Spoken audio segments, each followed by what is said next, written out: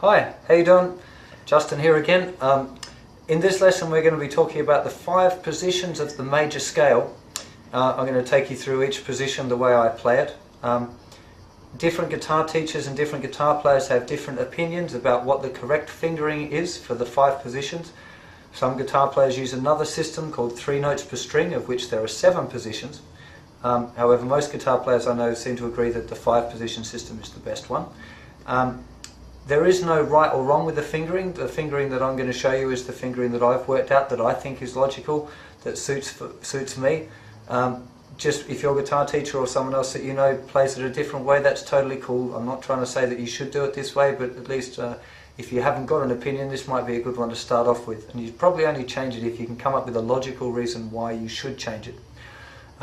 So we're just going to go for a close-up now on the left hand, and we'll just do each different scale position, starting with position 1.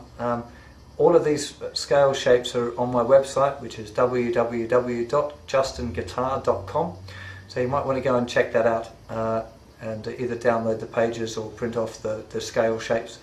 Yeah, I'll see you in a second with my left hand. Thanks, Jedi. Okay, so here we are for position 1. Position 1, we start with the 2nd finger. We play up the scale.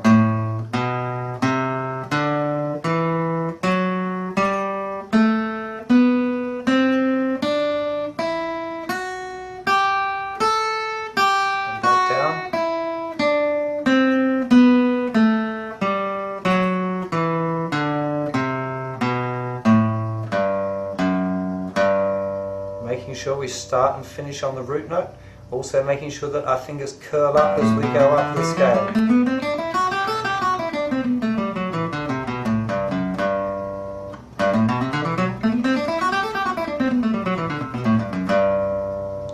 Okay, now we're moving up to position 2.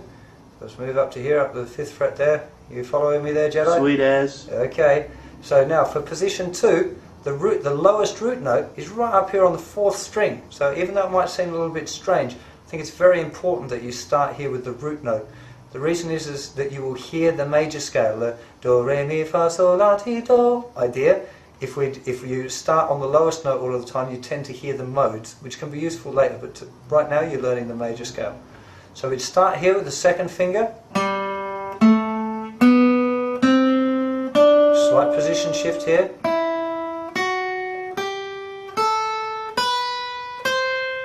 Down the scale.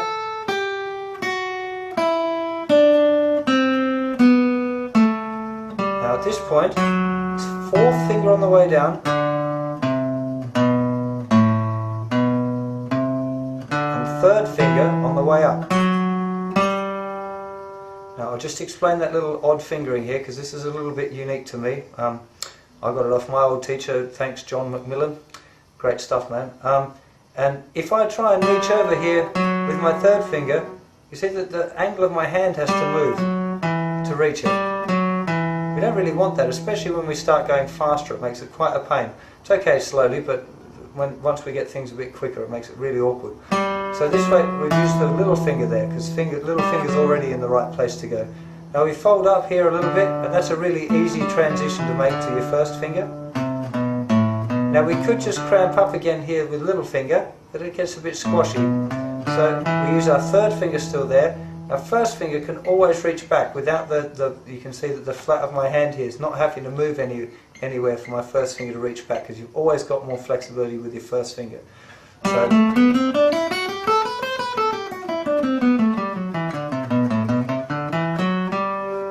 making sure again that the fingers round up when they get to the top, and making sure you watch out that funny note that changes between the 4th finger and the 3rd finger.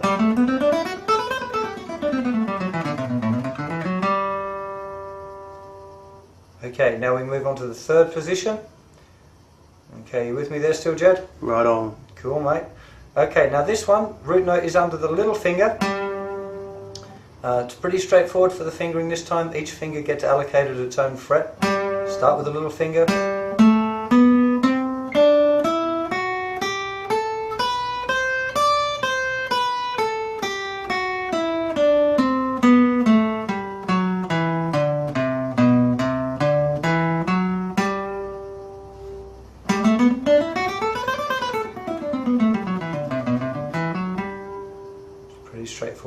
making sure you start on the lowest root note, up as far as you can, down as far as you can, and back up and finishing on the root note. Okay, now we go into position 4, just a little bit further up the neck now. Okay, this time we're starting with the second finger. We're playing here.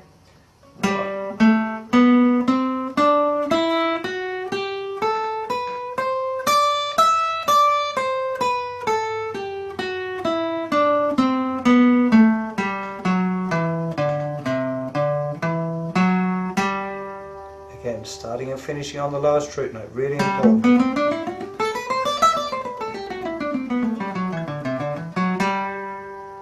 It's worth noticing as well that if you're playing these things with these scales with a metronome, you want to be doing probably, or you'll get up to doing 4 notes per metronome click. And if you follow the scale shapes that I've got, you'll see that every scale form has 3 notes on each string, except for one string, which has 2 notes on it. I think that makes a total of 17 notes, and what it means is that if you play the scale up and down, that you'll always end up back on the root note for the beat. So you'd have...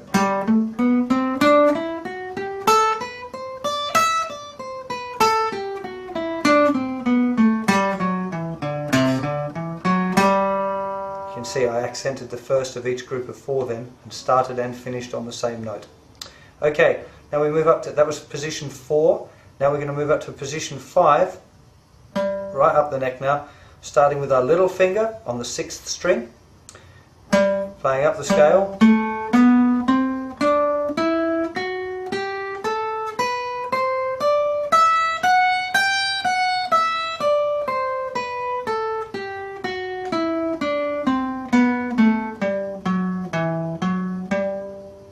Okay, now in this scale we've got the same little trick as we had before here with the 3rd finger on the way up and 4th finger on the same note on the way back down.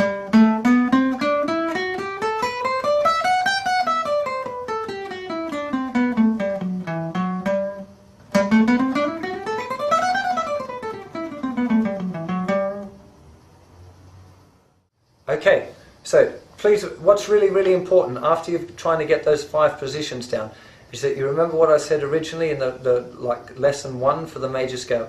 It's really important that you can use the scales.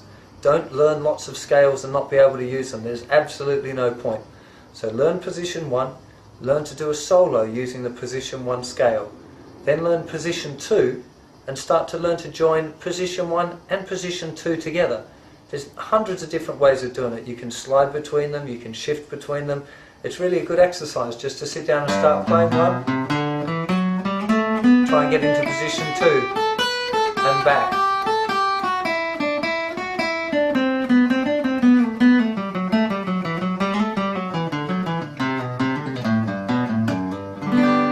Yeah, just trying to combine position 1 and 2.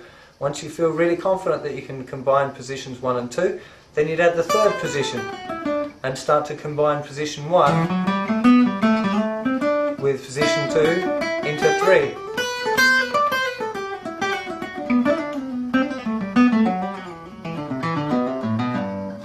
Etc. And keep joining them together. Don't just sit there and play the scales up and down. It's really not a happening thing. Okay, in the next lesson I'll show you some ways now of trying to break up the major scale into making it sound like music instead of making it sound like a scale. So I'll see you for part 3 in a minute.